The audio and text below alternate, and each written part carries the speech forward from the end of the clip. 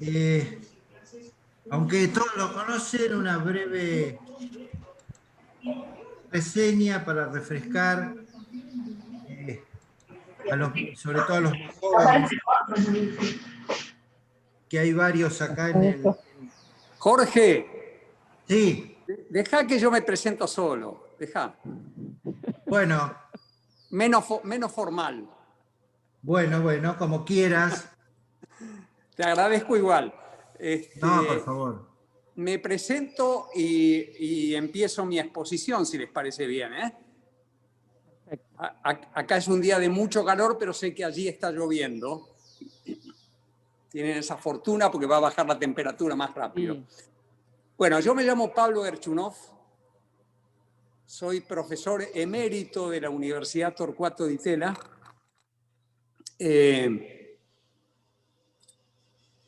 Dedicado principalmente a la historia económica. Y yo diría más que a la historia económica, y lo digo porque me parece que puede ser interesante para entender el sentido del paper, a la historia de la política económica, que no es exactamente igual que la historia económica.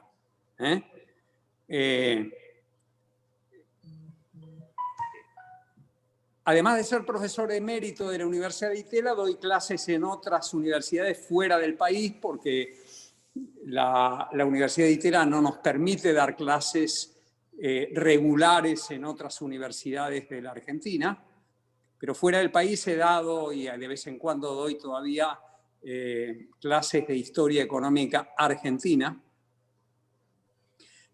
Bueno, escribí cosas que tienen que ver con mis temas.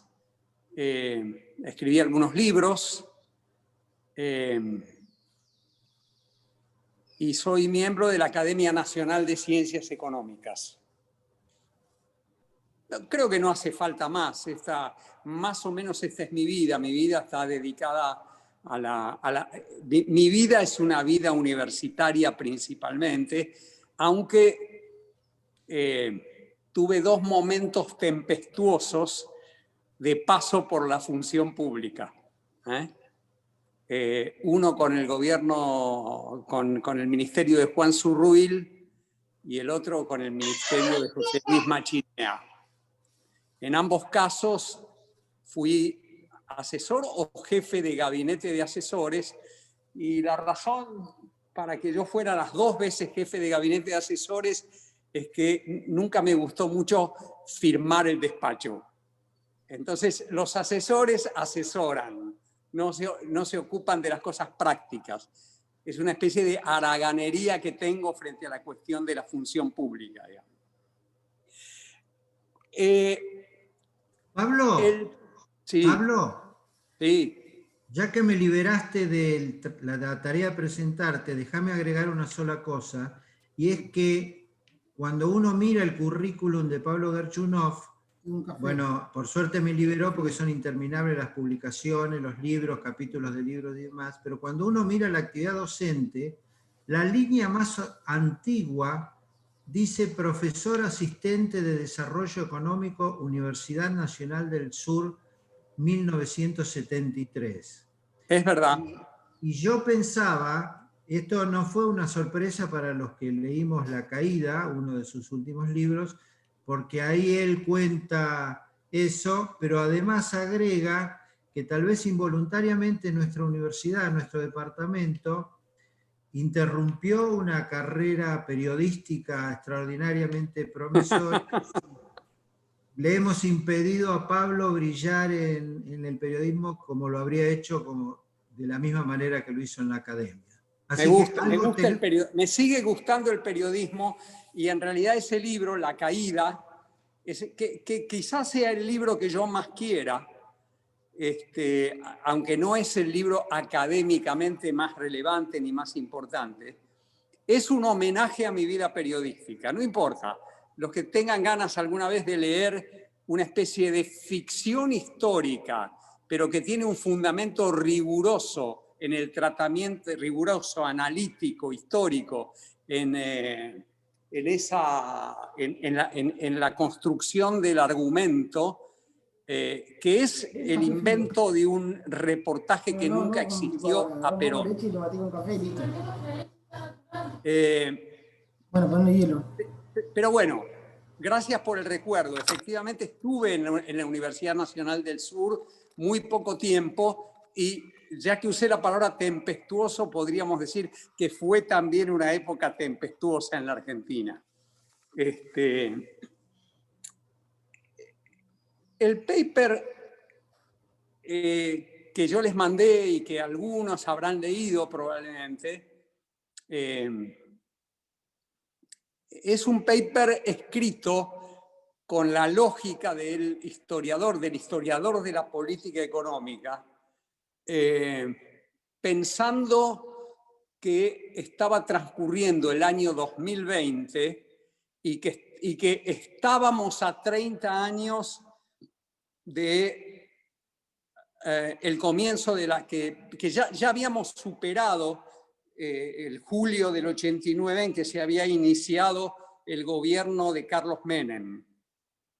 Entonces me parecía que era un tiempo suficiente como para visitar de nuevo esa época y ver si yo la podía tratar de un modo más con la distancia que necesita la historia, también la historia económica. Con una distancia que yo creo que hace falta para entender esa época, por una razón importante. Un militante, un dirigente político peronista que se llamó John William Cook, que pertenecía al ala más radicalizada, más,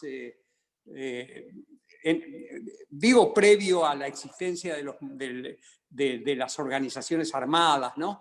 Él era uno de los representantes porteños y muy brillante de la izquierda peronista.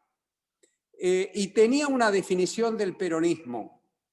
Y la definición que él tenía del peronismo es que el peronismo era el hecho maldito del país burgués. Entonces, yo cuando comencé a trabajar este paper, se me ocurrió que Menem es todavía hoy el hecho maldito del país peronista. Esto es, hay mucha gente, muchos peronistas, muchos académicos peronistas, pero también muchos políticos peronistas, que han tratado más bien de colocar a un costado la experiencia de Menem y no tratarla, no inscribirla dentro de la tradición peronista.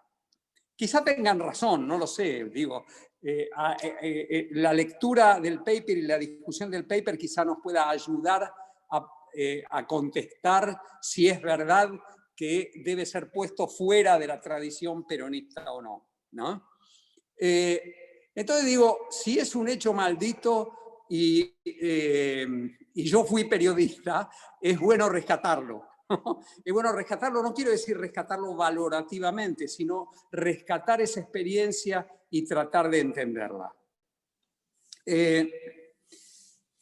Entonces, por eso el paper se llama A 30 años de, y aquí viene el título que Menem le ponía a su experiencia, a 30 años de la economía popular de mercado. Esto quiere decir a 30 años del inicio de la experiencia que Menem llamó economía popular de mercado.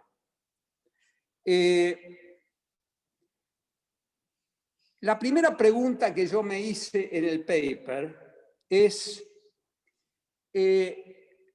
siendo que Menem da vuelta totalmente la tradición de política económica del peronismo. El peronismo era básicamente, hasta el momento que llega Menem, economía cerrada, proteccionismo, salarios altos, papel muy importante del Estado. Menem da vuelta a todo eso. ¿Por qué lo da vuelta? Digo, entendamos por qué lo da vuelta. La primera razón por la que yo creo que lo da vuelta es que el mundo era ensordecedoramente en 1989, 1990, 1991, era ensordecedoramente un vuelco, el mundo occidental, quiero decir, era un vuelco hacia la economía de mercado después del derrumbe de la experiencia del socialismo real. Y Menem, que tenía una enorme astucia, se dio cuenta que tenía que capturar ese modo de ser del mundo en 1990 y tratar de incorporarlo a la experiencia argentina. En consecuencia, eso quería decir que Menem quería cambiar los roles del Estado. Achicar el Estado me parece una palabra un poco esquemática. Cambiar los roles del Estado, abrir la economía,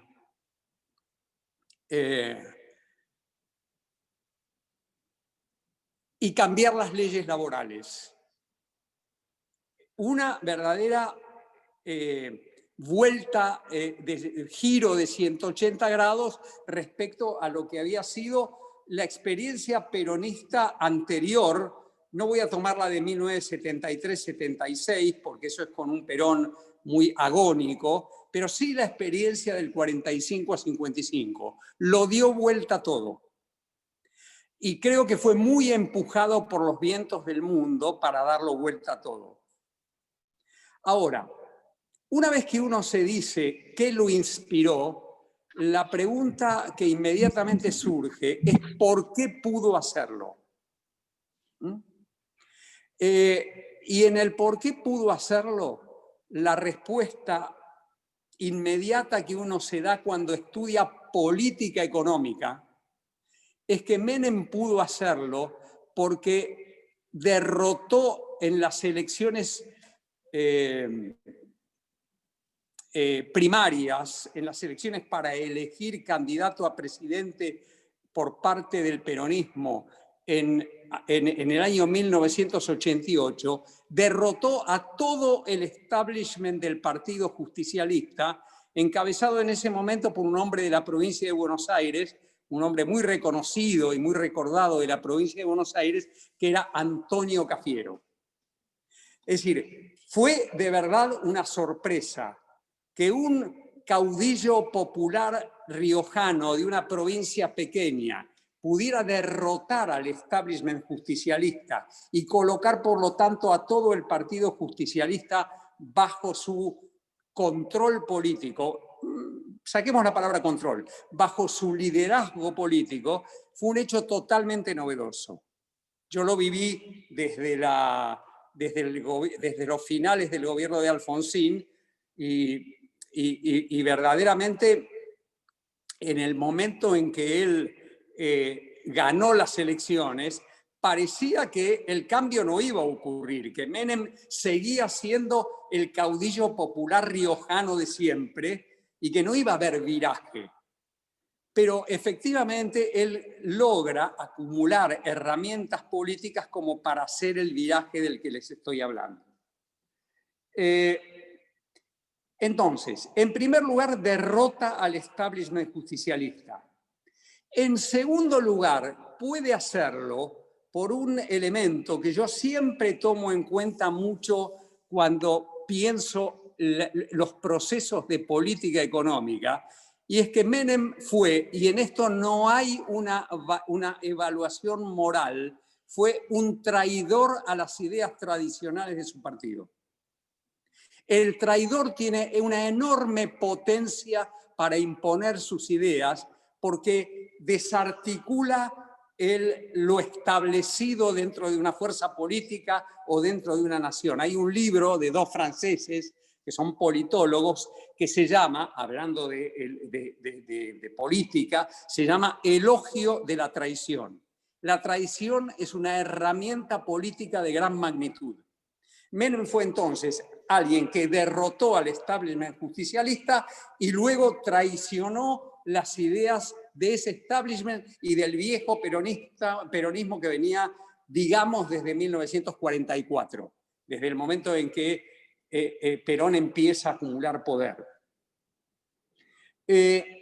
Hay otro para que entiendan la palabra traición, hay otro traidor en la segunda mitad del siglo XX, y de nuevo les digo, cuando digo traidor, estoy describiendo un hecho político, no estoy hablando de una cuestión moral.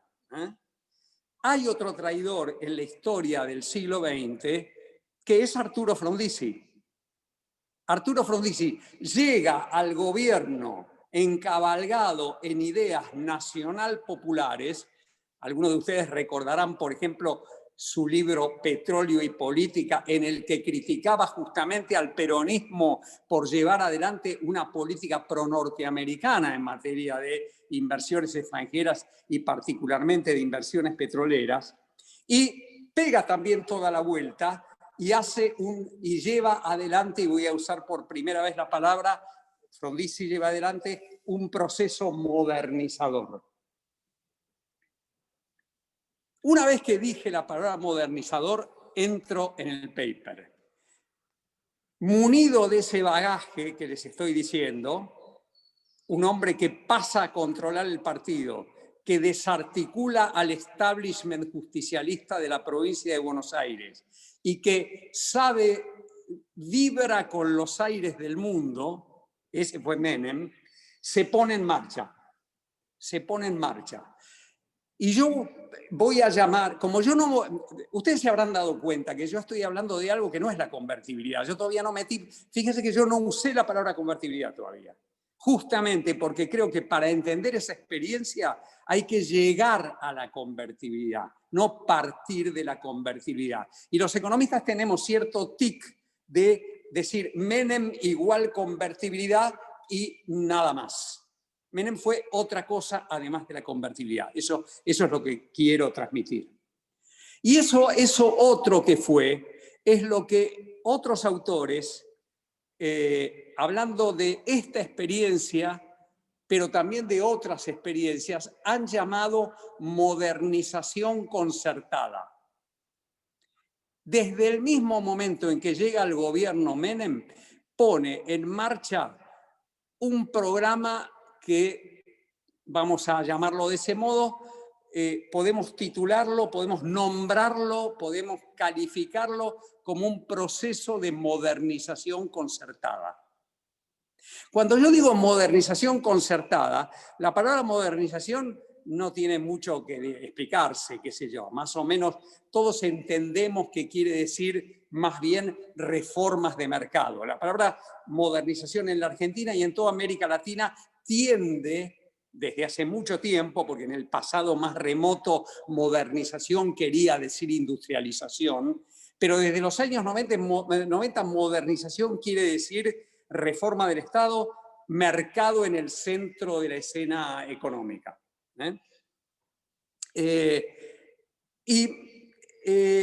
Menem lleva adelante desde el comienzo, sin tener un programa macroeconómico sólido, una estrategia de modernización concertada. Yo les decía, la palabra modernización más o menos la entendemos todos para esa época.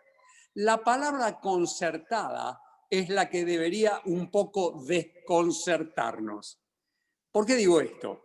Porque la palabra concertada está indicando de mi parte, y eso que lo pongo en el paper, está indicando de mi parte que Menem no hizo lo que hizo, no hizo las 3 modernizaciones de las que ahora mismo les voy a hablar,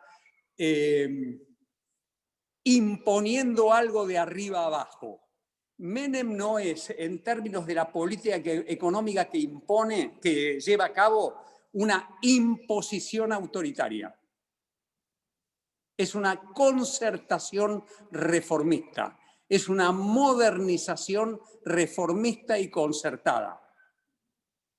Esto es muy importante para diferenciarlo de otras experiencias de América Latina, por ejemplo, en donde modernizaciones aproximadamente en la misma línea fueron llevadas adelante por gobiernos autoritarios y, sí, por gobiernos, en algunos casos por dictaduras y en otros casos por gobiernos autoritarios muy duros. Estoy pensando, cuando hablo de dictadura, en las reformas de mercado de Pinochet, bastante más atrás, digamos, y estoy pensando, cuando digo autoritarismo, en las reformas de mercado de Fujimori en Perú. Bueno, quiero decir, Menem va a cambiar, va a dar vuelta como una media las tradiciones de la política económica peronista, pero no va a dar vuelta el método con que se lleva adelante el cambio. Es decir, es un modo concertado, podríamos llamar, alguna literatura lo llama neocorporativismo. Quiere decir, el Estado, las empresas, los sindicatos llevan adelante un proceso de transformación en donde hay tomas y dacas. Hay negociación, justamente. Y todavía entonces, decía, sin un programa de estabilización, Menem, yo diría desde casi el mismo día que llegó, casi a los pocos días de llegar, Menem dice a propósito de la traición una frase que es absolutamente interesantísima para entender el proceso. Dice, si yo hubiera dicho lo que iba a hacer, no me votaba nadie. Entonces, lo primero que hace desde el primer día, anunciado en un programa de televisión, es lo que comienza a hacer es un programa de privatización. Pero no es un programa de privatización como el de Fernando Henrique Cardoso en Brasil. No tiene matices. Menem lo privatizó todo. Privatizó todas las empresas públicas, salvo unas pocas empresas del área militar. Por eso el pecado sangriento de Río Tercero mucho más tarde, ¿no es verdad? Si alguno de ustedes se acuerda o si alguno de ustedes ha leído la historia. Las tres modernizaciones concertadas son entonces las privatizaciones en forma total, la reforma laboral en forma muy parcial y la apertura económica en forma muy radical, aunque vamos a ver después que en las transacciones para llevar adelante la apertura comercial hay algunas cosas que dejan una marca vidriosa, llamémoslo así. Las privatizaciones, Menem, también con una gran astucia política, comienza por las privatizaciones. ¿Por dónde va a comenzar? Piensa en lo siguiente. Yo estaba en el gobierno. Las cosas andaban muy mal. La hiperinflación, por ejemplo, fue un gran facilitador del consenso popular que adquirieron las políticas iniciales de Menem. Privatización quería decir que las empresas públicas comenzaran a funcionar frente a un momento de mucho colapso en donde las empresas estatales de servicios públicos no funcionaban. Por lo tanto, cuando él pone en marcha el programa de privatización de los servicios públicos, pone en marcha un programa que desde el primer día se vuelve muy popular. Ustedes son gente muy joven y seguramente ignoran que en mi casa paterna no había teléfono.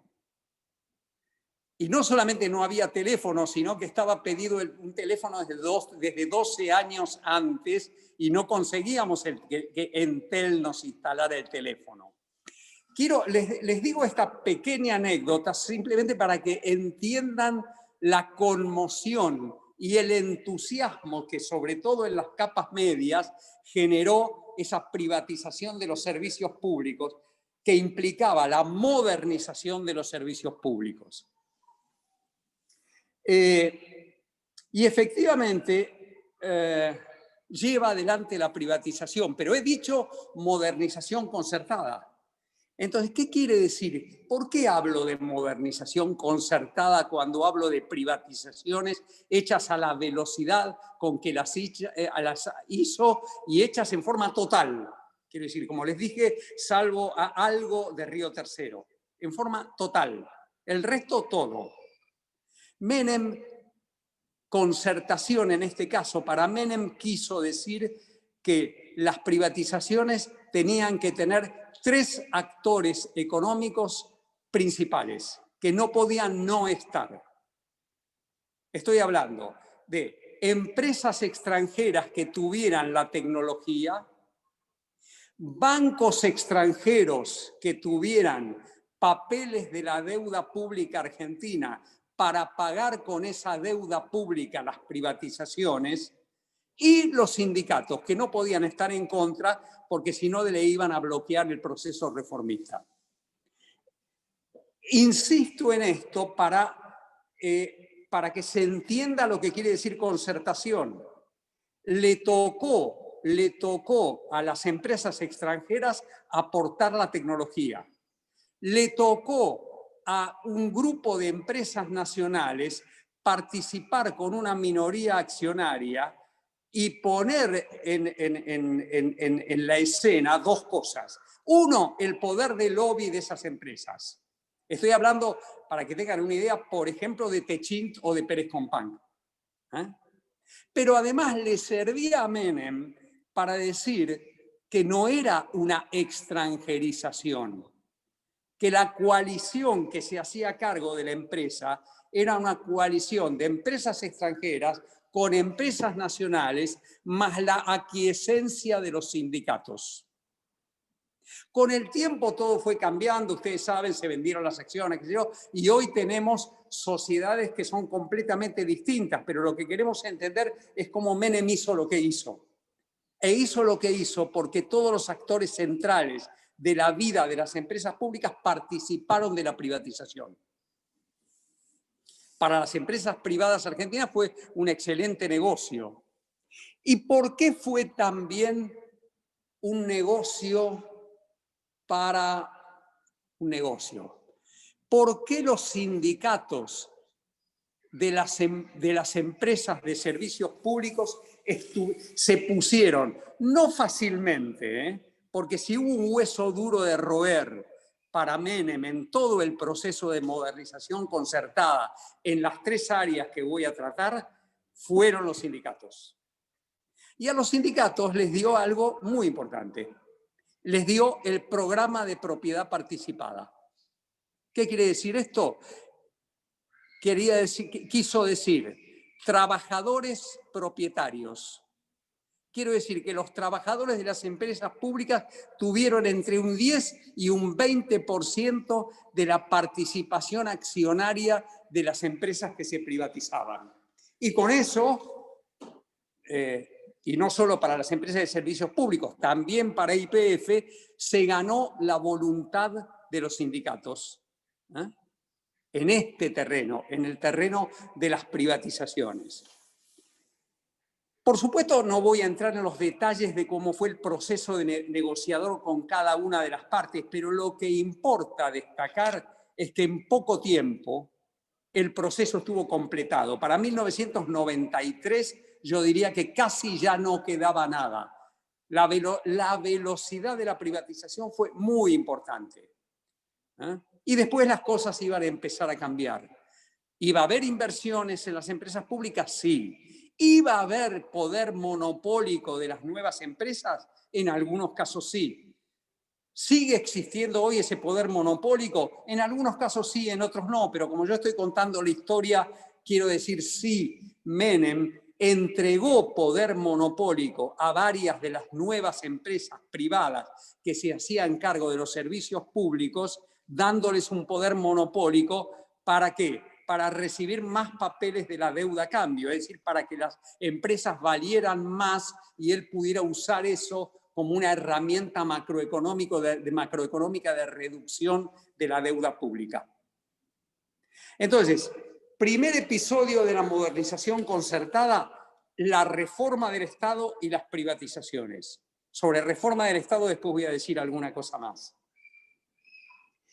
El segundo ítem, el segundo punto relevante de la modernización concertada fue la reforma laboral. Y yo les decía hace nada más que un minuto que los sindicatos fueron un hueso duro de roer. Y en este punto fueron sin duda un hueso duro de roer. Tan es así que en este punto, en el punto de la reforma laboral, deberíamos preguntarnos en qué magnitud hubo de verdad una reforma laboral en la Argentina.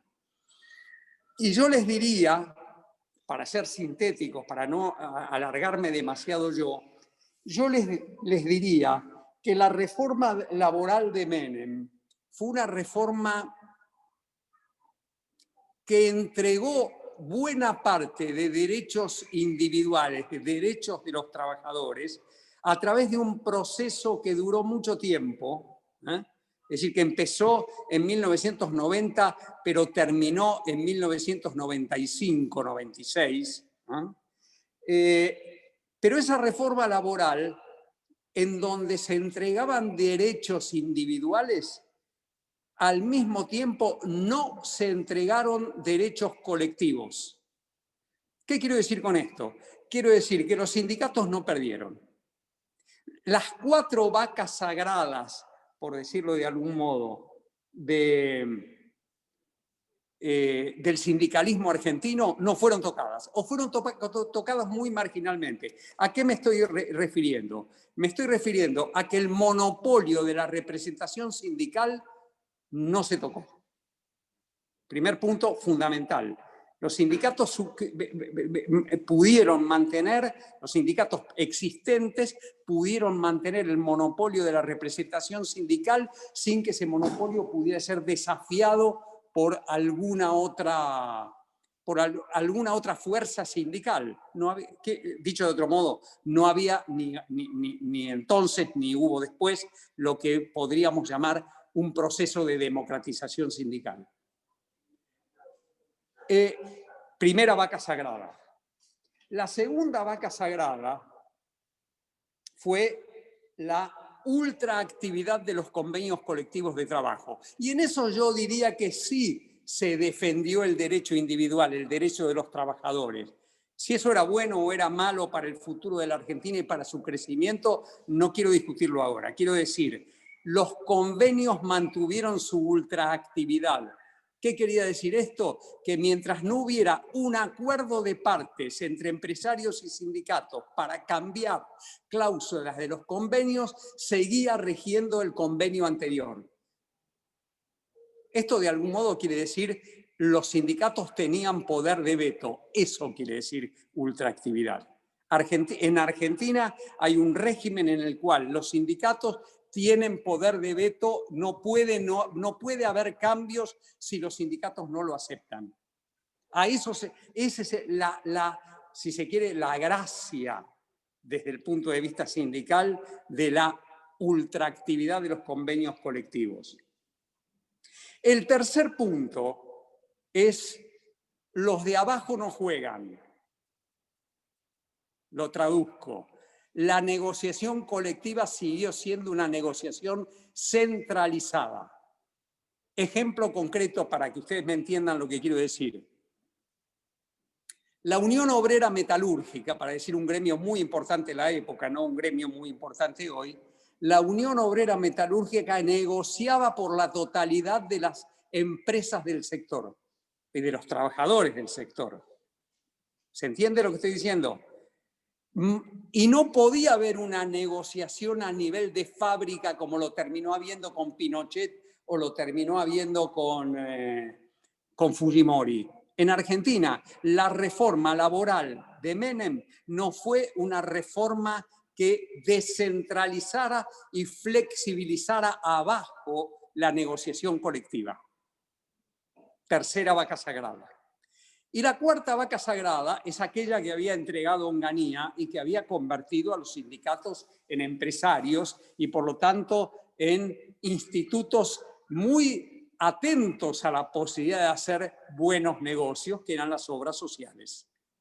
Las obras sociales fueron tocadas un poquito. Se permitió que las obras sociales de personal de dirección entraran a competir con las obras sociales tradicionales del mundo sindical.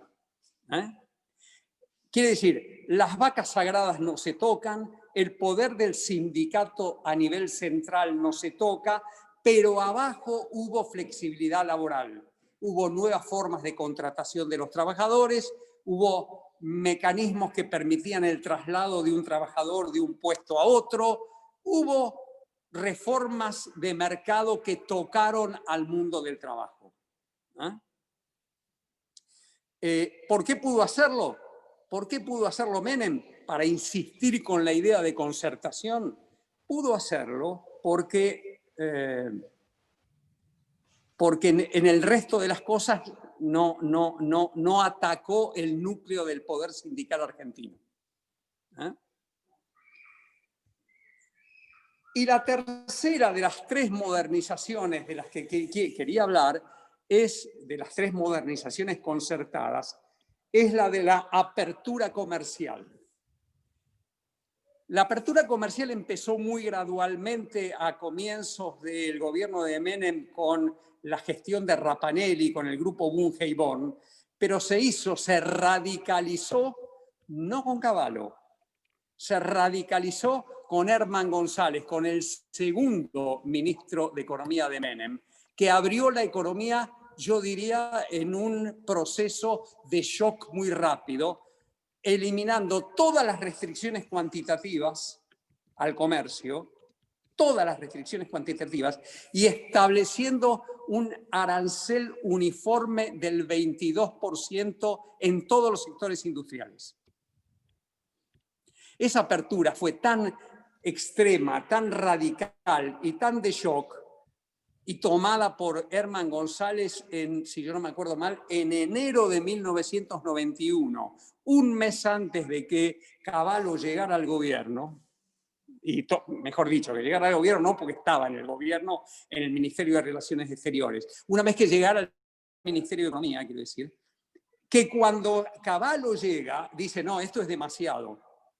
Y cambia la apertura de Herman González por una apertura con aranceles escalonados para proteger el valor, para darle mayor protección a las empresas con mayor valor agregado. Quiero decir con esto que Cavallo, frente a Herman González, en este terreno fue más productivista que aperturista.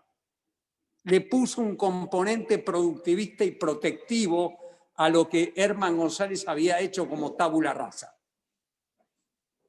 Esas son las tres grandes modernizaciones de Menem.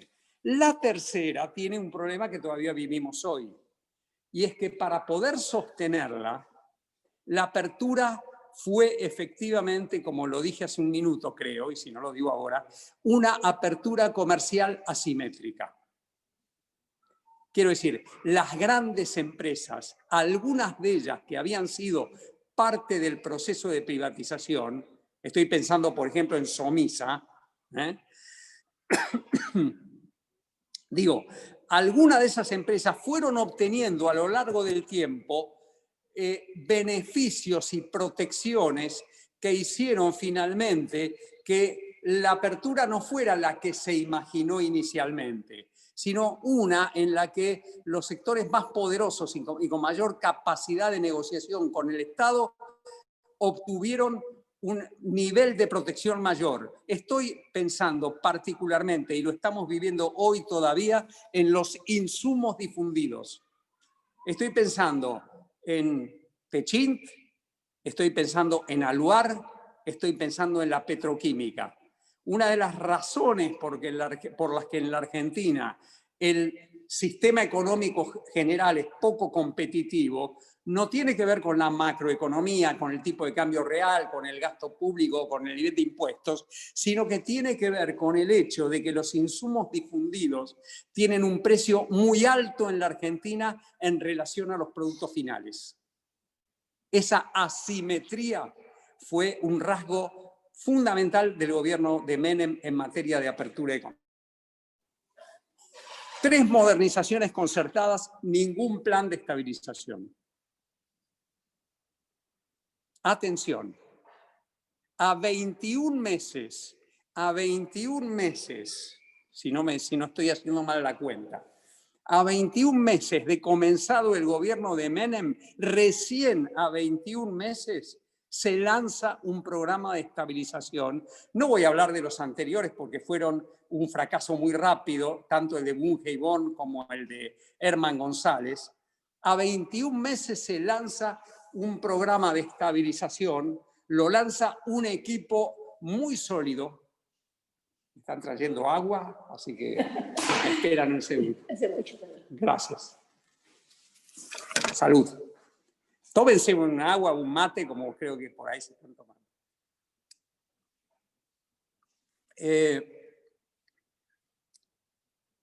Recién entonces se lanza un programa de estabilización en abril de 1991. Cavallo lanza un programa que era algo parecido a cerrar la puerta de tu casa y tirar todas las llaves y las copias de las llaves al río. Yo lo llamo en el paper un programa de estabilización popular, prolongado y peligroso. Y la palabra peligroso es muy importante para esto. ¿Por qué digo esto? ¿Por qué digo peligroso? Porque el problema, aquí entramos en un terreno que para los economistas es más conocido. El programa de estabilización es un programa, el programa de convertibilidad estoy diciendo, es un programa que fija el tipo de cambio nominal contra el dólar como si fuera una imitación del viejo patrón oro. No hubo en la Argentina, lo escribo aquí, un programa de estabilización tan audaz desde que Pellegrini hizo el suyo exactamente 100 años antes, en 1991. Fijar el tipo de cambio, fijar el valor del tipo de cambio, 1 por 1 no importa, pero es 1 por 1, lo cual tenía una potencia política muy fuerte, 1 por 1, y de allí en adelante sostener esto como algo que se iba a prolongar en el tiempo, porque además al bajar la inflación muy rápidamente se convierte en un programa popular. Quiero decir, el programa de estabilización se convierte en un programa popular. Que es posible sostenerlo por mucho tiempo porque el programa se hace en una etapa de debilidad del dólar.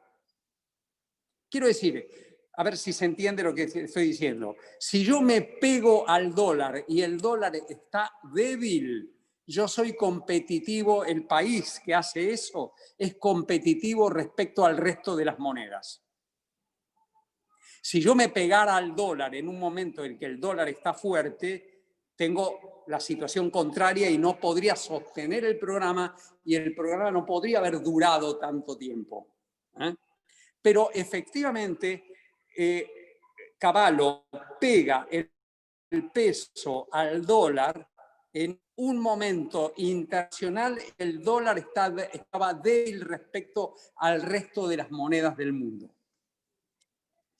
Sin embargo, se encuentra Cavallo y Menem, se encuentran con un problema. Se encuentran con el problema de que cuando uno elige pegar el peso al dólar en un momento dado, uno tiene lo que tiene. Y el tipo de cambio real no era extraordinariamente competitivo. Siempre es interesante recordar que el programa de convertibilidad fue pensado por un grupo de técnicos para ser aplicado en el momento inicial, en el momento en que Menem llegó al poder. Y en el momento en que Menem llegó al cambio era muy alto. ¿Alguno de ustedes recordará el tipo de cambio requete alto de Guido Di Tella? Bueno, en el momento, en julio-agosto de 1989, el tipo de cambio real era muy alto y por lo tanto había mucho margen para apreciar la moneda perdiendo sin comprometer demasiado la competitividad. En el momento en que se hace, en abril del 91, el tipo de cambio real es mucho más bajo. Y además se encuentra Cavallo y Menem, y Cavallo lo sabía, porque Cavallo es un hombre inteligente. Yo no digo que de acuerdo con eso discutimos qué pienso yo de qué es una economía. Probablemente yo tengo muchas diferencias, pero no puedo negar la inteligencia y además el hiperactivismo con que llevó adelante ese programa. Él sabía que se iba a encontrar no solamente con que el tipo de cambio había quedado bajo en el momento inicial, sino que enfrentaba un problema adicional que es la inercia inflacionaria. Recién en 1993, la inflación argentina converge con la inflación norteamericana y el peso, por lo tanto, deja de apreciarse en términos reales. Pero mientras tanto, la convertibilidad tuvo que soportar 25 puntos adicionales de inflación con el tipo de cambio nominal fijo. Programa, como dije, popular, prolongado y peligroso. Un programa que tiene esas características es un programa peligroso. Entonces, el equipo económico de Cavallo mira el escenario de las modernizaciones concertadas y pide más. ¿Y pide más para qué? No ahora para introducir reformas de mercado, sino para hacer sostenible un tipo de cambio real que si el dólar se apreciaba en el mundo, no iba a funcionar. No iba a funcionar. Entonces, hay toda una etapa que nace en el mismo año de 1992, no en 1991, sino yo diría en abril de 1990, no, perdón, en octubre, si no me acuerdo mal, de 1992, en donde el énfasis de la política económica del Ministerio de Economía fue bajar costos. Hacer devaluaciones fiscales. Bajar costos quería decir, por ejemplo, tratar de inyectar competencia en sectores de no transables para que los no transables bajen de precio y el tipo de cambio real aumente. Pero además, bajar impuestos. Y efectivamente bajó impuestos. Esto es interesante para retratar al personaje, ¿no? Cuando algunos miembros de su propio equipo le decían a Cavallo que no podía comprometer el programa fiscal, él siempre contestaba: a mí no me importa nada el programa fiscal. El programa fiscal va a existir y va a ser consistente si la economía es competitiva y crece. Se peleó con buena parte de su equipo por eso. Tuvo peleas con parte de su equipo que eran más fiscalistas por eso. Pero hay entonces toda una etapa que se podría llamar la segunda etapa del plan de convertibilidad. El actual gobernador de Córdoba, Juan Schiaretti, era secretario de Industria y llevaba estaba muy intensamente a cargo de ese programa de devaluación fiscal y reducción de costos, al que Cavallo llamaba también reformas de mercado, pero en realidad tenían un sentido predominantemente macroeconómico. Sigue adelante con eso todo el tiempo y logra algo. Alguna vez medimos con un viejo amigo que murió, que se llamaba Alfredo Canavese, al que alguno de ustedes seguramente conoció. Medimos cuánto fue en términos de tipo de cambio real la devaluación fiscal en Argentina, y eso fue algo parecido a 2,5-3%. Quiere decir que si teníamos un problema con las monedas en el mundo en algún momento, íbamos a tener un problema de consistencia macroeconómica. Pero lleva adelante eso, y no solamente lleva adelante eso, sino que toma el costo de hacer una reforma previsional y transferirle los fondos del sistema previsional a las AFJPs, los aportes a las AFJPs. ¿Para qué? Para financiar un proceso de inversión en la Argentina que aumentara la productividad y, por lo tanto, con ese aumento de productividad, hacer más tolerable macroeconómicamente el tipo de cambio real vigente. Es muy interesante, lo único que no se puede tocar es el tipo de cambio nominal, pero podemos hacer que el tipo de cambio real sea un tipo de cambio real sostenible si tocamos todo el resto de las cosas. Entonces, eso es la segunda etapa del programa de convertibilidad. En 1995 tuvo un tropiezo, ustedes lo saben, se llama efecto tequila. En 1996 y 1997 se recupera de eso y le permite incluso a Menem en el propio año 95 ganar las elecciones por el temor que la sociedad tenía a que se quebrara la convertibilidad y por lo tanto la estabilidad. Pero en 1997 empieza a enfrentarse el gobierno con un mundo turbulento. Aquello que no queríamos que ocurriera, ocurre. ¿Cómo ocurre? Ahí hay un gráfico en el paper que ustedes van a ver la evolución del dólar. ¿Cómo ocurre?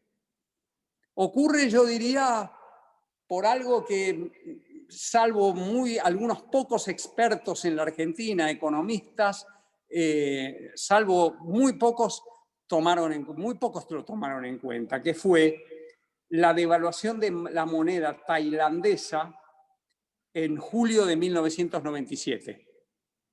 Es interesante, en julio de 1997, e instantáneamente, inmediatamente, es un reguero de pólvora que se extiende a todo el sudeste asiático y principalmente a la niña bonita del sudeste asiático, que era Corea del Sur. Todo el sudeste asiático entra en crisis. Flight to quality, ¿se entiende? Hay fuga de capitales. ¿A dónde? Al dólar, obviamente al dólar, con lo cual a partir de la crisis de Tailandia-sudeste asiático, Corea del Sur, el dólar empieza a apreciarse. En realidad, si uno mira el gráfico, el dólar empieza a apreciarse un poquito antes, pero el momento en donde realmente toma velocidad la apreciación del tipo del dólar frente al resto de las monedas, eso ocurre desde 1997 y con un elemento adicional en 1998 cuando la Rusia que había vuelto a ser Rusia también entra en crisis. Y eso aprecia todavía más al dólar, la desconfianza internacional hace que el dólar se aprecie más todavía. Peligro total. ¿Podíamos salvarnos de ese peligro que todos ustedes saben terminó mal? ¿Podíamos salvarnos? Yo no quiero darle una respuesta a esa pregunta contundente y definitiva. Si me preguntan mi impresión, habiendo yo estado con Machinea en el gobierno desde la Rúa, desde diciembre de 1999, yo tengo la impresión de que desde enero de 1999, cuando nuestro principal socio comercial, Brasil, decide devaluar justamente por los efectos que estaba teniendo sobre su comercio la apreciación del dólar, ahí yo, anécdota, ahí yo llegué al gobierno con la idea de que esto no podía ser, que no iba a durar. Es fascinante para mi pronóstico de aquel momento que duró todavía bastante tiempo más. Yo creí que no iba a durar y le dije, ¿puedo contar una pequeña anécdota? Le dije a José, yo era, como les dije hace un rato largo, yo era jefe de gabinete de asesores de José Luis Machinea. Y le dije, José Luis, ofrezcámosle a De la Rúa depreciar la moneda apenas llegamos al gobierno, nosotros tomamos el costo, De la Rúa no va a sufrir políticamente, pero nosotros nos vamos, queda De la Rúa con la moneda con otro régimen cambiario. Delirio absoluto. José Luis me miró y me dijo, vos estás loco. Pero después de decirme, vos estás loco, fue y se lo ofreció a De la Rúa. Y De la Rúa contestó, vos estás loco. Quiero decir, el gobierno de la Alianza, el que formaron Chacho Álvarez, De la Rúa, etc., el gobierno llegó y ganó las elecciones porque había prometido el sostenimiento de la convertibilidad. Y lo había prometido justo en aquel momento en que la experiencia de estabilización popular y prolongada estaba en crisis. La crisis duró un tiempo. No puedo decir que el mundo financiero diera por sentado que todo iba a terminar muy rápido, porque no fue así. Duró bastante tiempo más. Cuando nosotros nos fuimos y llegó Cavallo después de un interregno de 15 días de López Murphy, Cavallo encendió los ánimos.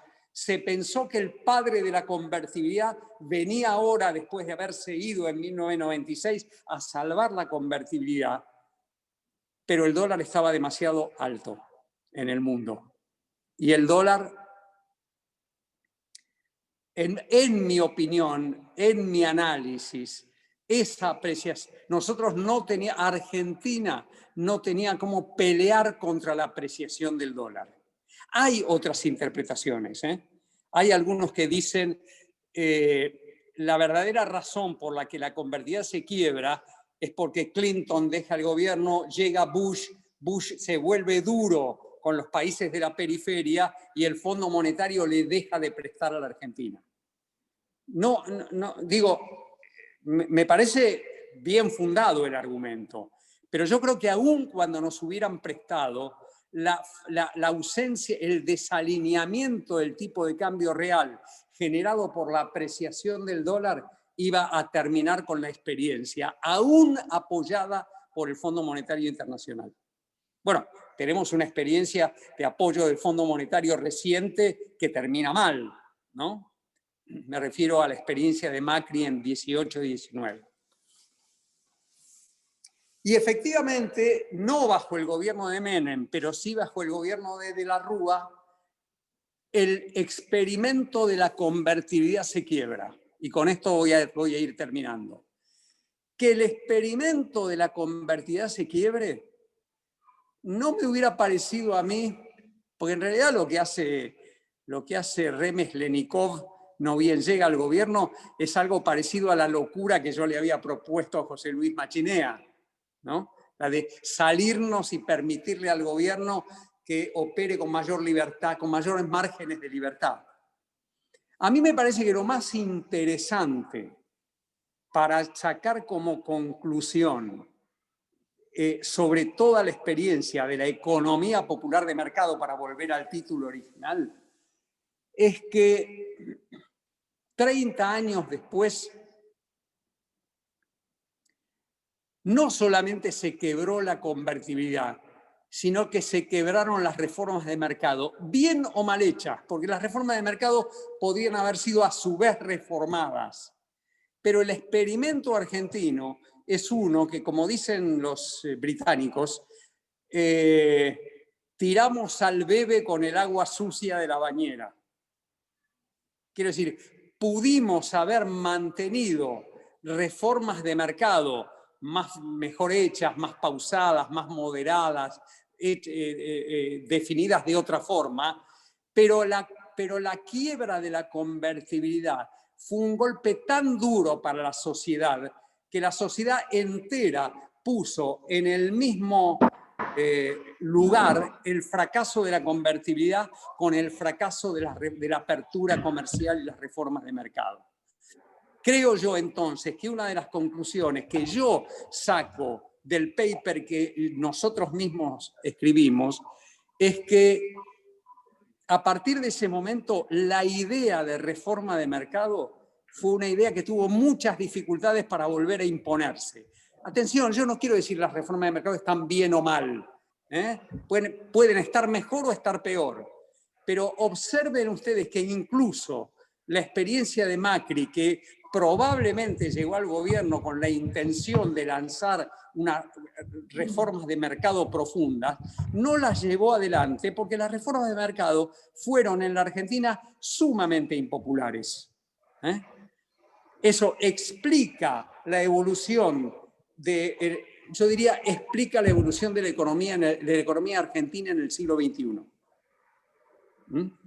Explica, buena parte del fracaso de aquella experiencia está iluminando esta especie de empate en que se encuentra la Argentina entre el arco nacional popular y el arco más liberal modernizante. No estoy diciendo que uno sea mejor que otro, estoy diciendo que ahí hay un empate que no está resuelto y que buena parte de que no esté resuelto, a diferencia de otras experiencias de América Latina, por ejemplo la experiencia brasileña, en donde Lula continuó las políticas modernizantes de Fernando Henrique Cardoso, aquí estamos en una situación de bloqueo. Y esa situación de bloqueo tiene, en mi interpretación, mucho que ver con aquello que vivimos hace 30 años. Bueno, hasta aquí llegué.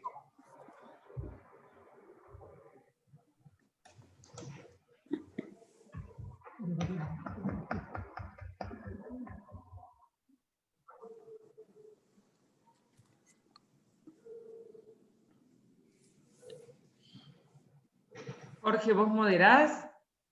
Jorge Pazzi, ¿me escuchás? Estás muteado, modera vos.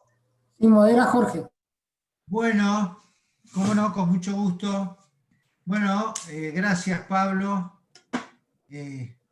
A ver quién tiene la primera pregunta, y la segunda y la tercera. Ahí Carlos en el chat, Carlos Abuz en el chat. A ver, Carlos, ¿por qué no me la contás? Porque tengo dificultades para entrar al chat. Sí, ¿se escucha bien? Dale, Carlos. ¿Se escucha bien? Carlos? Ah, acá está. ¿Qué tal? ¿Qué tal, Pablo? ¿Se escucha bien? Sí, muy bien. Bueno, primero que nada, mil gracias por la charla, muy ilustrativa. En su momento, la verdad que estudié bastante ese periodo, pero algunas cosas se me escaparon. Por ejemplo, la reforma laboral para mí nunca había sido tal, y bueno, vos explicaste por qué.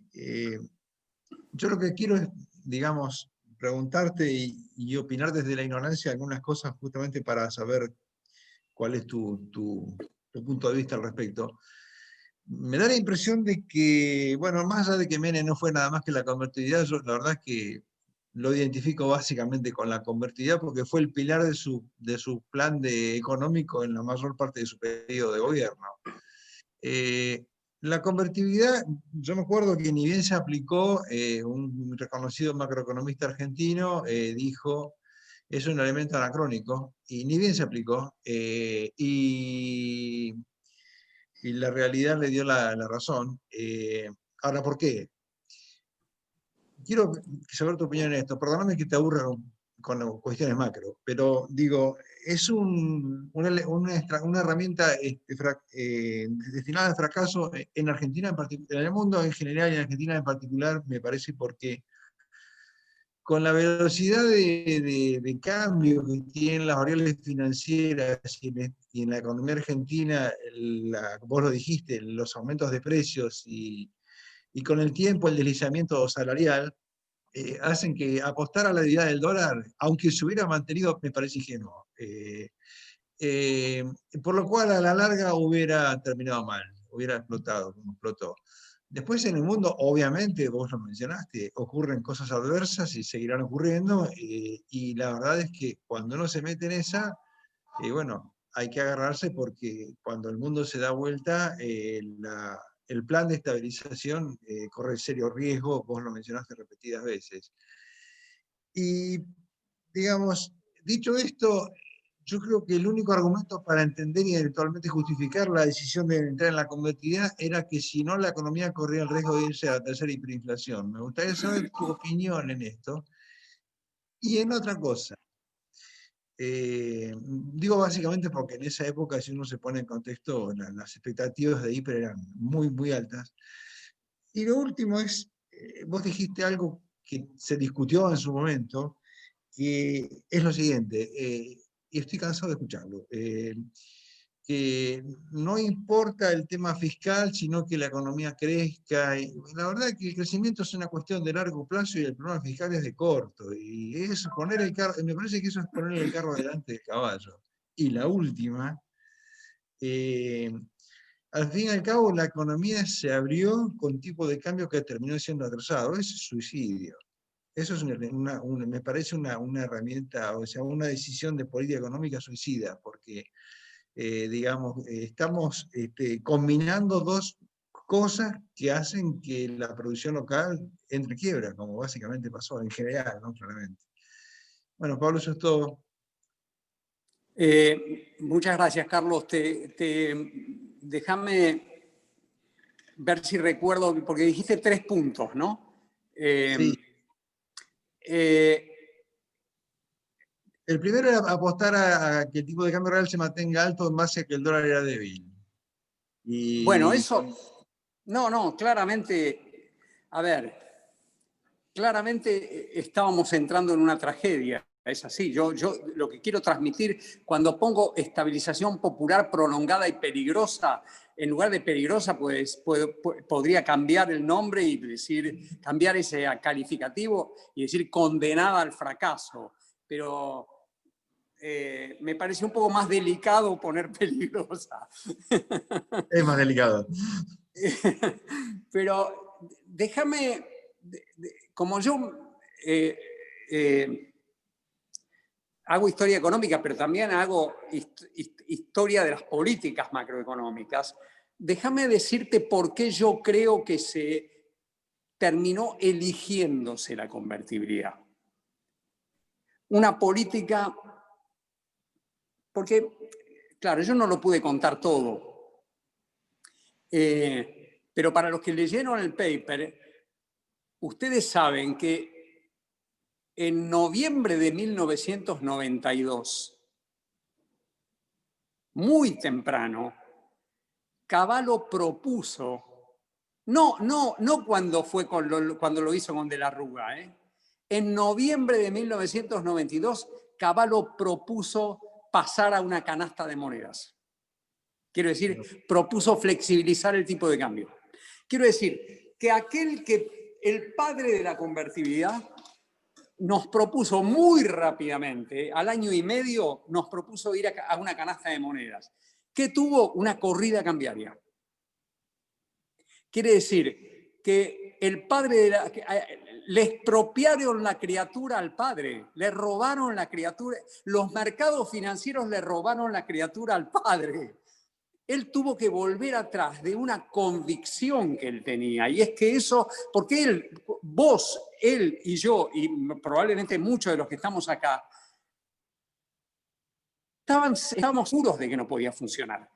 Yo mismo cuando llegué al gobierno, te conté recién la anécdota, esto no podía funcionar, ¿no? Cuando llegué con De la Rúa, quiero decir. Ahora, estando de acuerdo con eso, haceme acordar de lo del tipo apertura y tipo de cambio bajo, porque quiero decir algo sobre eso. Déjame darte una explicación un poco trágica de por qué entramos.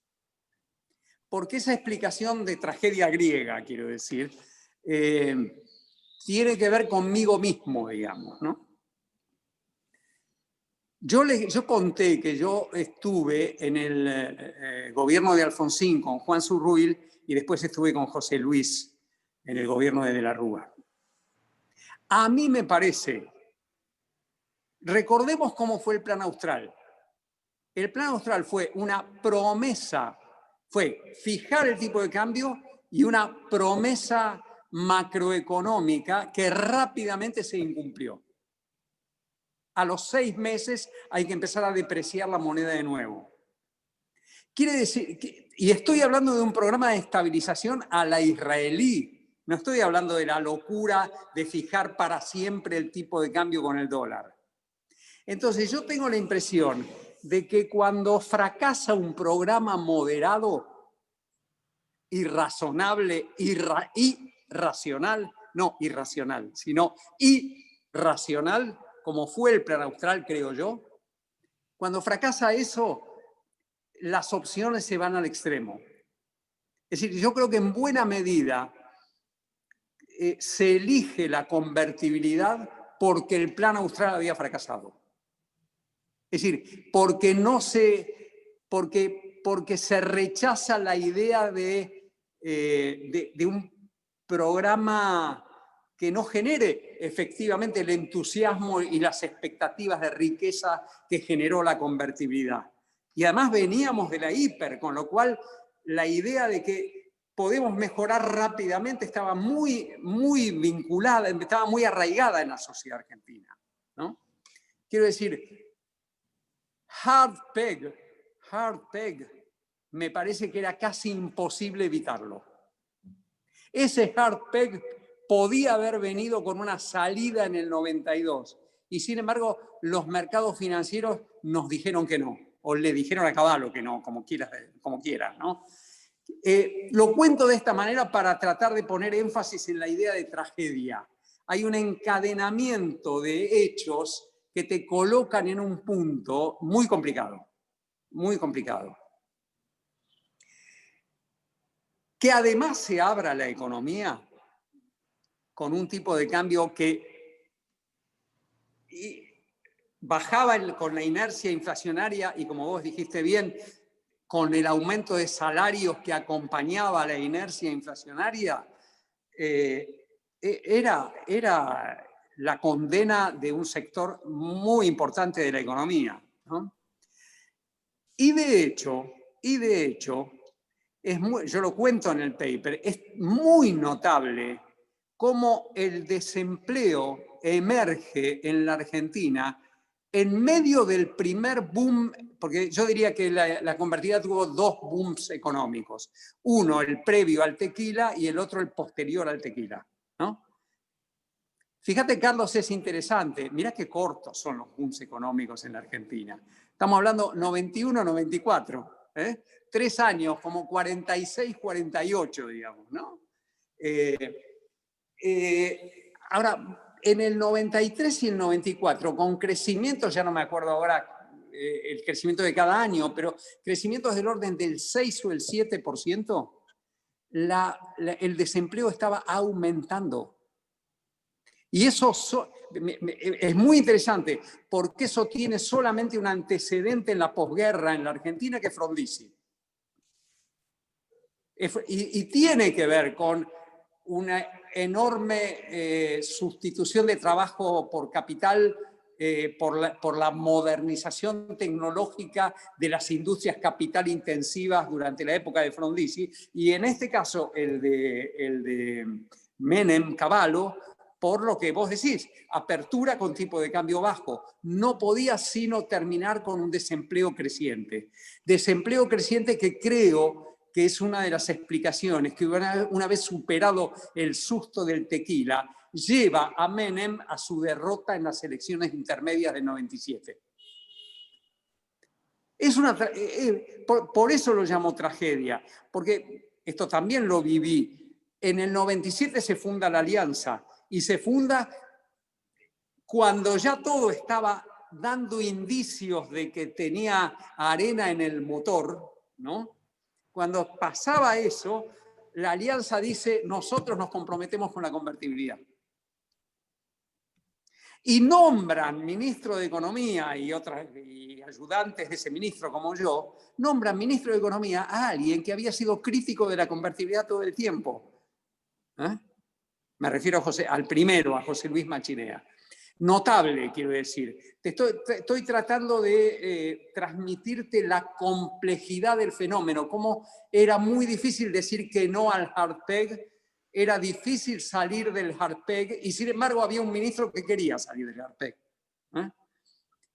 Había otra más que me olvidé, Carlos. Mirá, antes de pasar a la tercera, está interesante lo que comentabas, que déjame agregar algo, se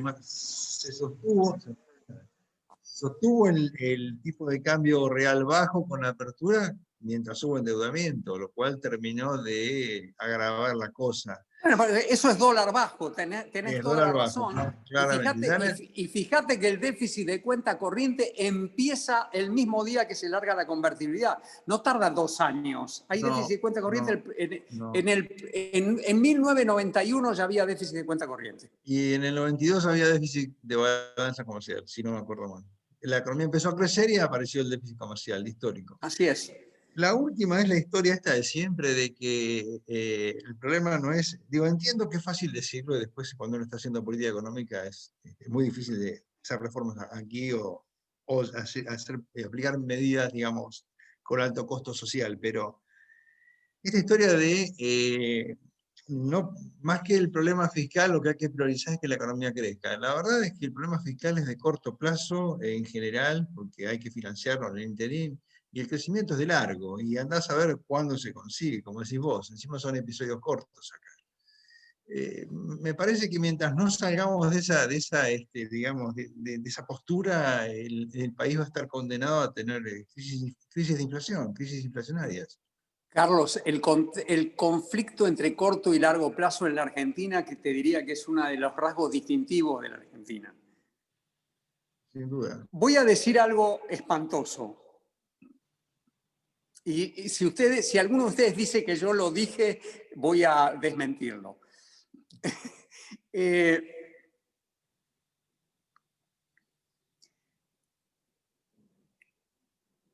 Los procesos de modernización, de inversión, de apertura y aumentos de productividad con costos sociales, etcétera, etcétera, son de una enorme complejidad hacerlos. De una enorme complejidad.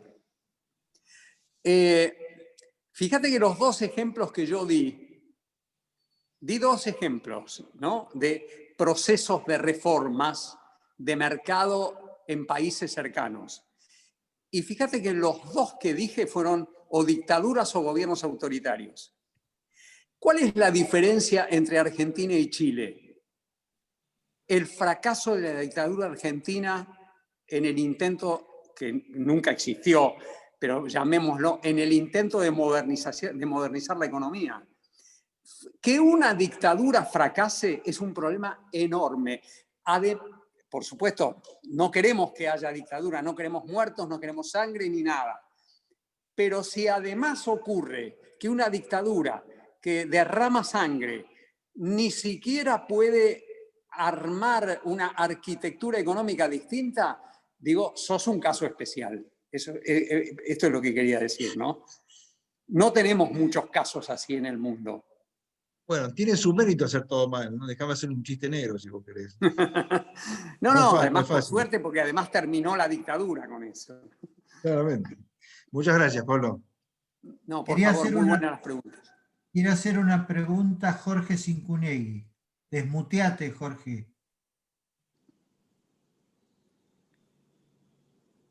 Hola, ¿qué tal?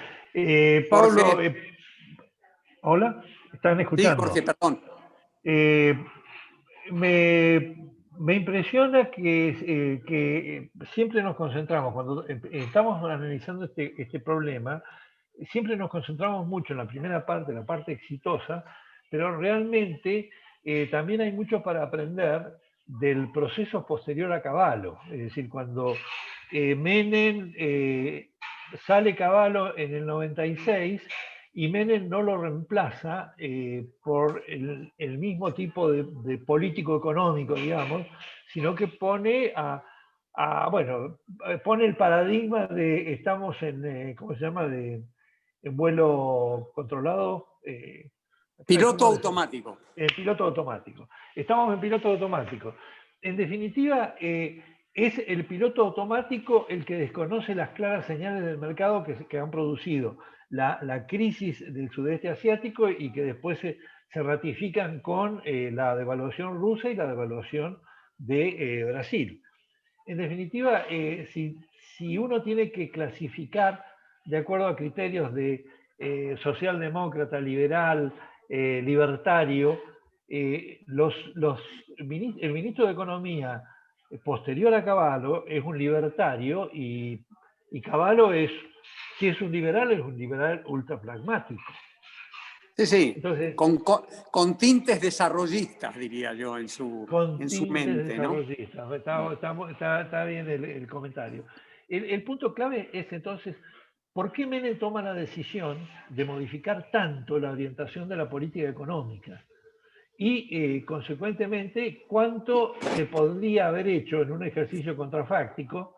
No porque sean buenos los ejercicios contrafácticos, pero de una manera por lo menos de resaltar los elementos de política económica que pueden servir en determinado momento. Es decir, ¿hasta qué punto un Cavallo enfrentando esas devaluaciones no hubiese tenido alguna solución más creativa que la que se tuvo y que fue ese el problema realmente que produjo la crisis de la convertibilidad?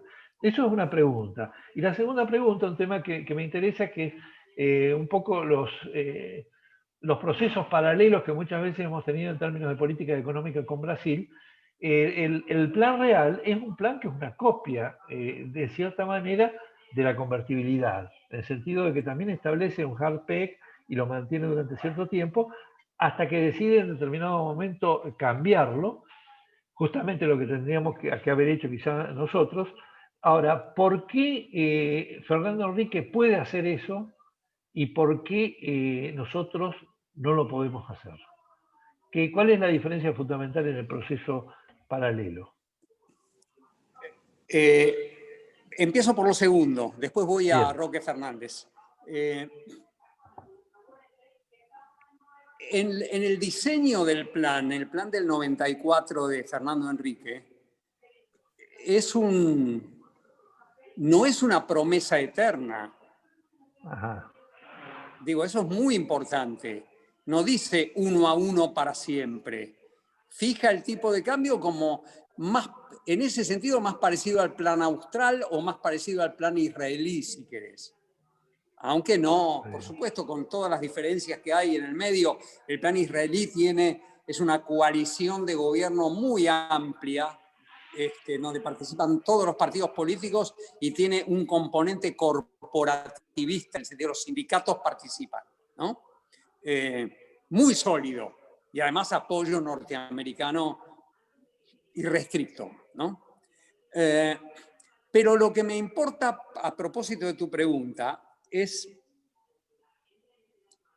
no es una promesa, es un hard peg, yo no sé si llamarlo hard peg, es una fijación del tipo de cambio transitoria, un plan de estabilización que necesita, es obvio que necesita fijar el tipo de cambio, pero no es tirar la llave al mar como fue la convertibilidad.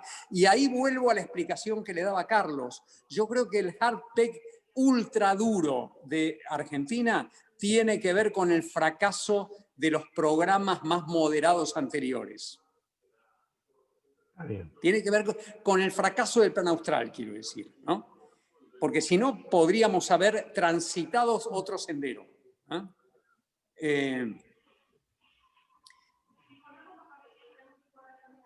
Tu otro punto es sobre quién sucede a Cavallo.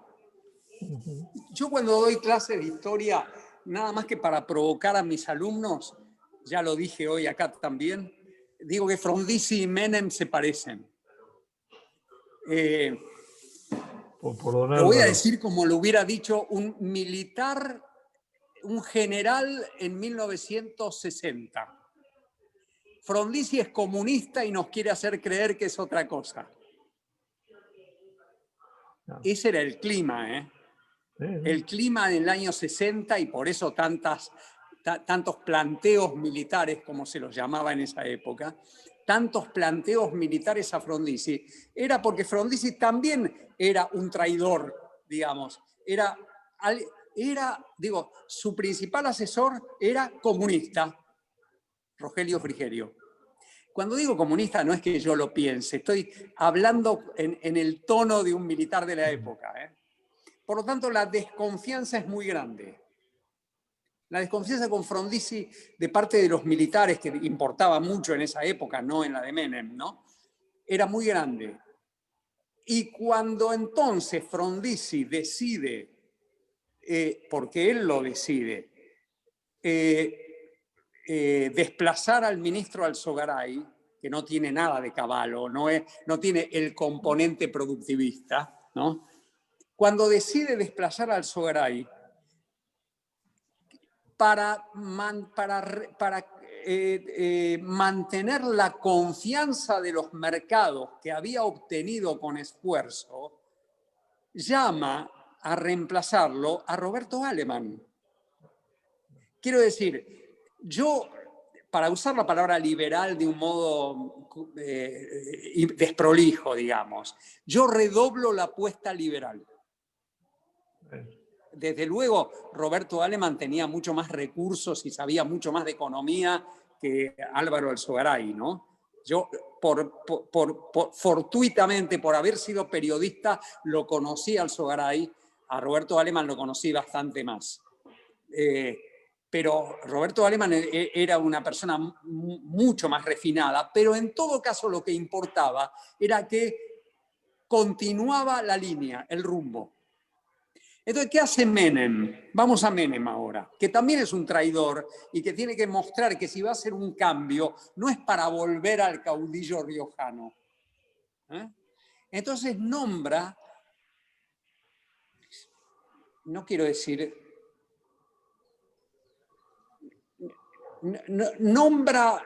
pone la figurita que menos desmiente que va a volver atrás.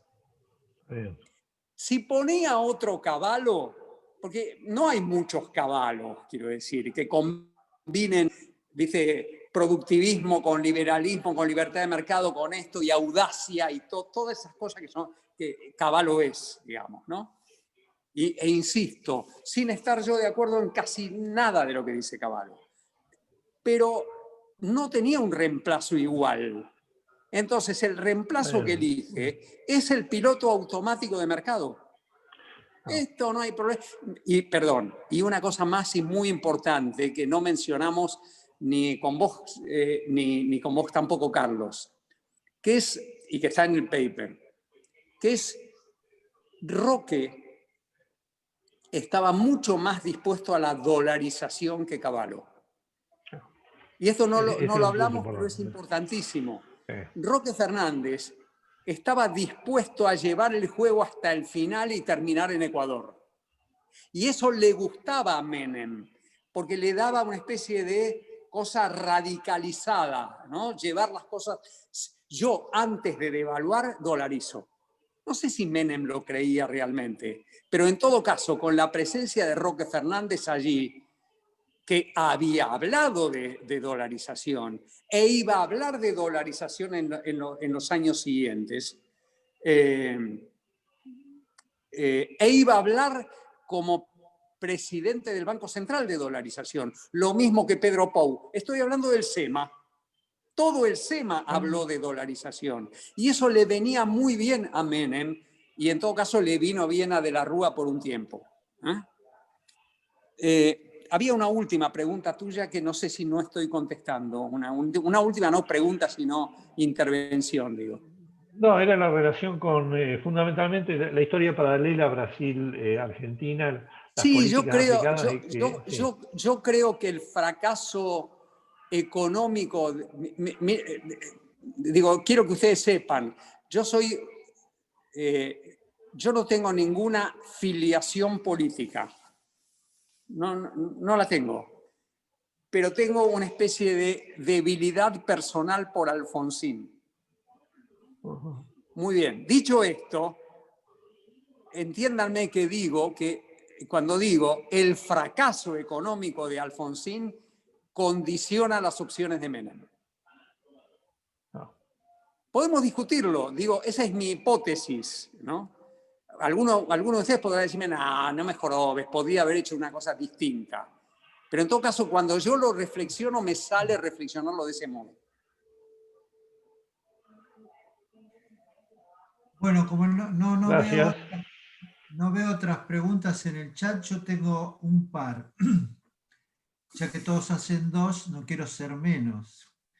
Yo me acuerdo que con quien hace un ratito mencionaste, Pablo, con Canavese, habían enunciado lo que denominaban el teorema de la doble imposibilidad, que tenía que ver con las dificultades para devaluar porque ponía en riesgo la estabilidad futura del programa. Y la quiebra financiera. Sí, sí. Y la imposibilidad de evaluar por la brecha de credibilidad que iba a generar y demás.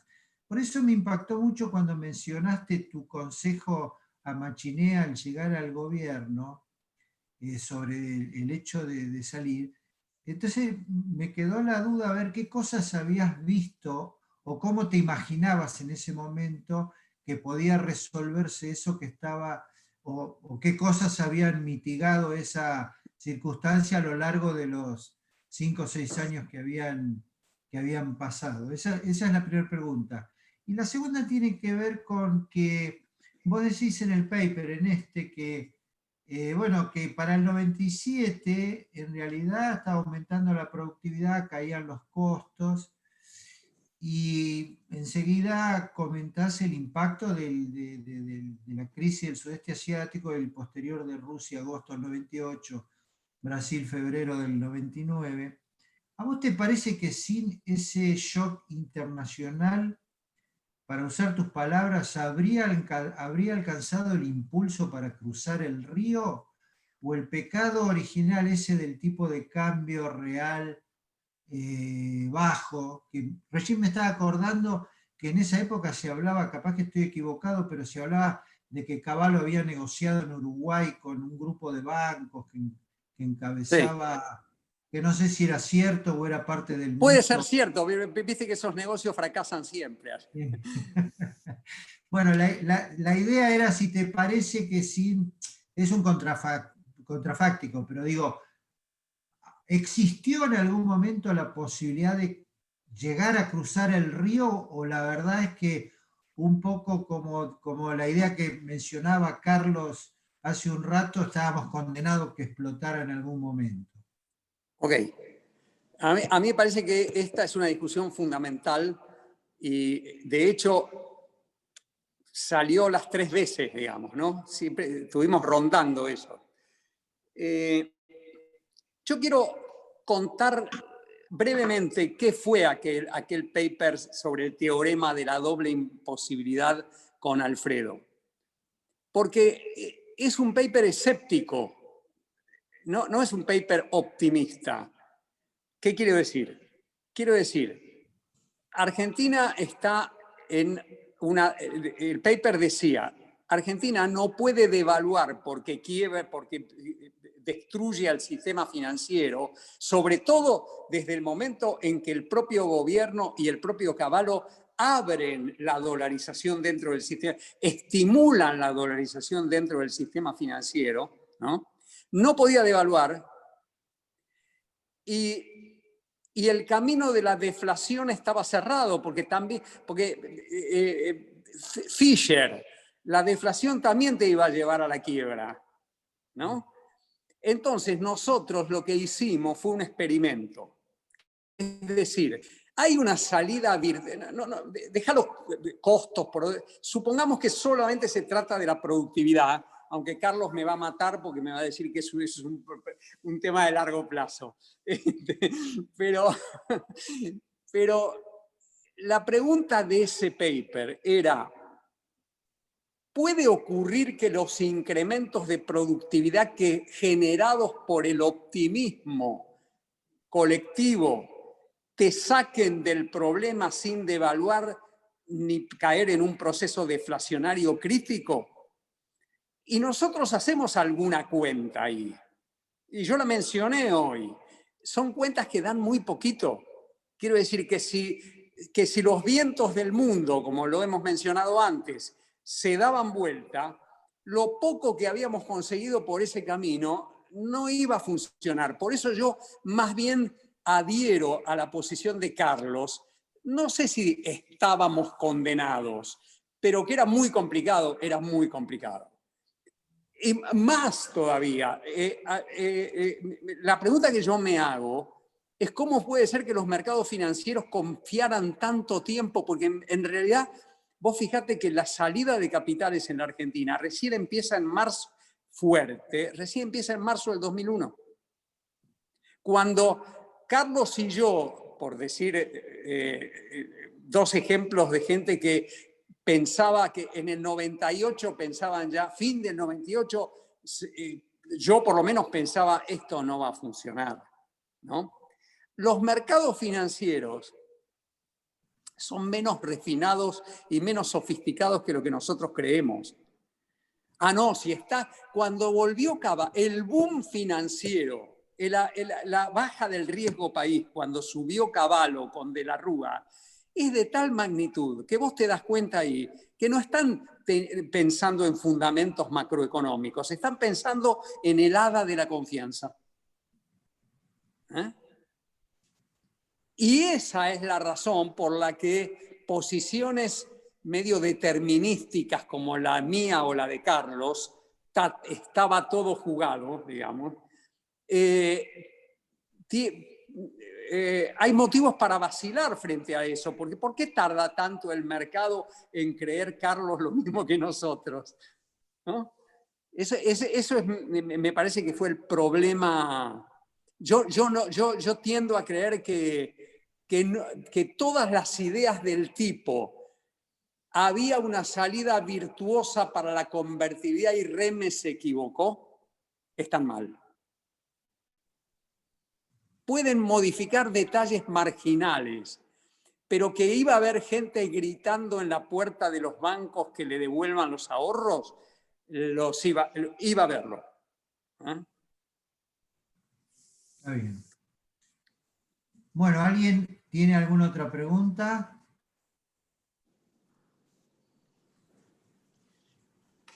Liberémoslo, Jorge, ¿no? Ya es un abuso. No, ha sido un enorme placer para mí, quiero decirte. Gracias. Una última pregunta, aunque sé que podés decirme que no, porque te escuché el otro día mencionar que te dedicás a la historia porque te angustia el presente. Sí. Pero me quedó una duda porque en el paper, en la modernización concertada en el barro o en el fango, como mencionás, que es la del mercado laboral, lo que yo después de leerlo, eso me preguntaba si en un país donde la creación de empleo formal está mucho más amenazada que 30 años atrás, donde el producto per cápita va a ser este año el mismo que en algunos de los años de la convertibilidad, pero con un aumento de la pobreza tan grande, y debe haber habido una expulsión espectacular del mercado formal de trabajo. Si hoy te parece que es más, digamos, si alguien lo quisiera hacer, hay más posibilidades de una modernización concertada que implique que los sindicatos están dispuestos a sacrificar alguna o todas de esas 4 vacas sagradas que mencionaste? Olvidándome de la macro, es decir, porque vos estás haciendo un programa sobre la reforma económica, no sobre la política macro. Sí. Yo no sé cuándo, porque si en algo nos equivocamos los economistas y los historiadores económicos, pero sobre todo los economistas, porque cuando hablamos del futuro, es en el tiempo. ¿Cuándo van a ocurrir las cosas?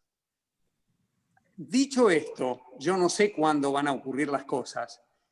A mí me parece que es medio inevitable que la Argentina termine en alguna coalición política modernizante que no repita los errores de Menem.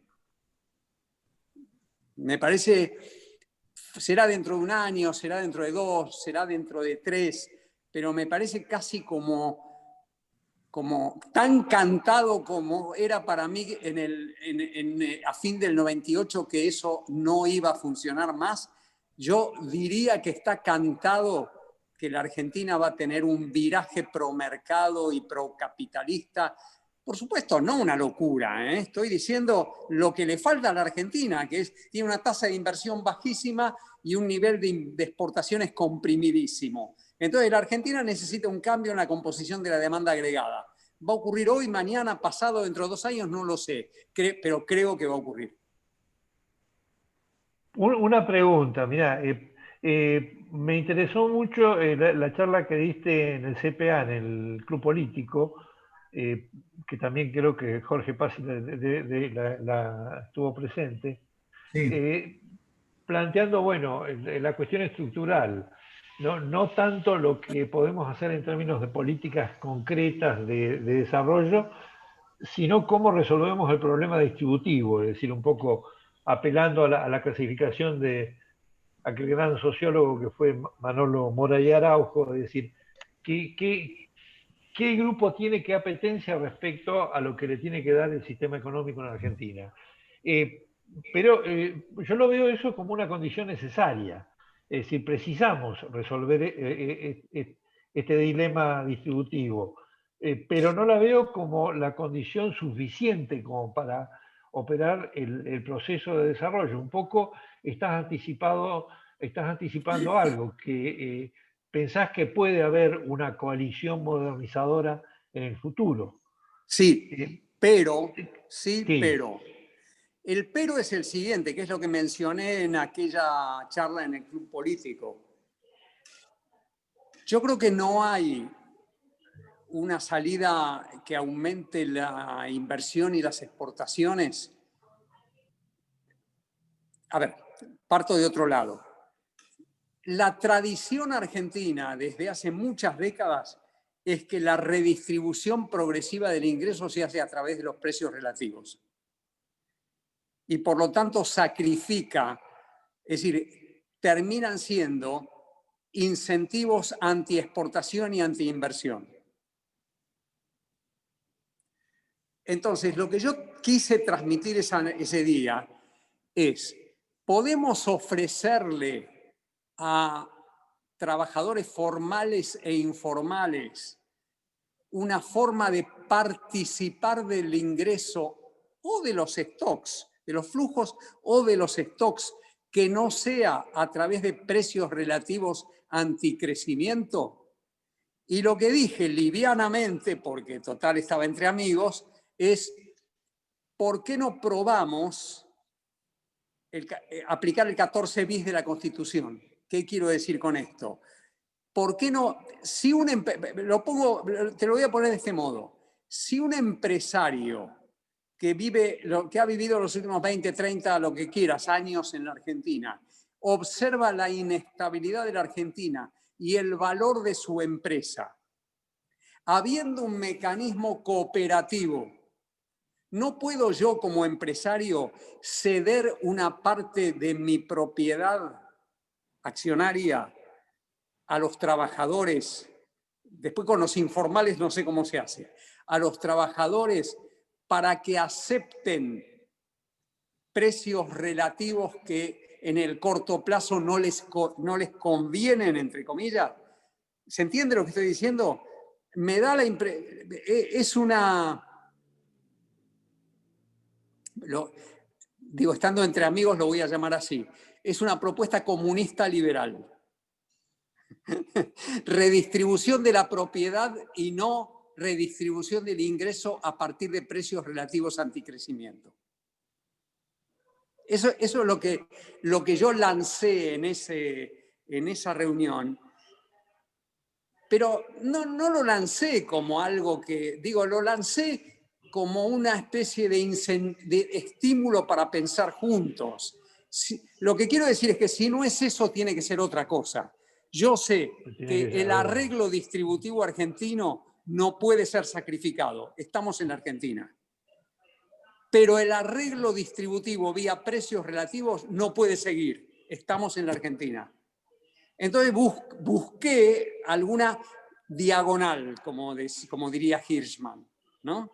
Y la diagonal que busqué es, me volví papista, digamos, francisquista, repensemos la propiedad, pero como una salida cooperativa, no como una salida impuesta. Por eso la palabra comunista es un chiste, digamos, ¿no? ¿Se entiende lo que estoy diciendo? Dame precios relativos pro exportaciones y yo te doy como Menem, y te doy el 15% de mi empresa. Ahora, eso no puede hacerlo una empresa en particular. Tiene que ser un mecanismo cooperativo en serio y por lo tanto necesita un liderazgo político. Ahora, después olvídate, es esta idea u otra. Parte de una sensación de que así no podemos seguir. Es una condición necesaria. Sí.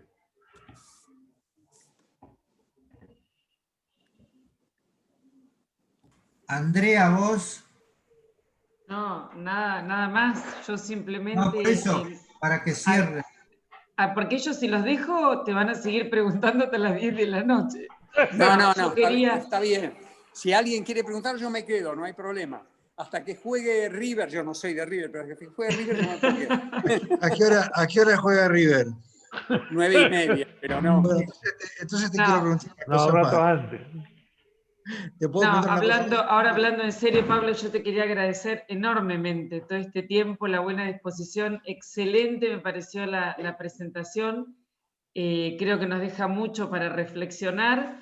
Espero si el año que viene esto se normaliza, que tal vez podamos invitarte a que vengas presencialmente al departamento, que vuelvas después del 73. Estamos en un edificio nuevo. Fui a la Universidad Nacional del Sur varias veces después. Sí. Carlos, lo que te quedó pendiente, hacemos otro Zoom o una reunión presencial el año que viene. Sí, hagamos una presencial si se puede. Bueno, que tengamos todos un mejor año, ¿eh? Gracias, igualmente. Un aplauso para cerrar, por favor. Chao, gracias. Gracias a vos. Hasta luego. Bueno, gracias a todos. Muy lindo. Bueno. Impecable. Excelente.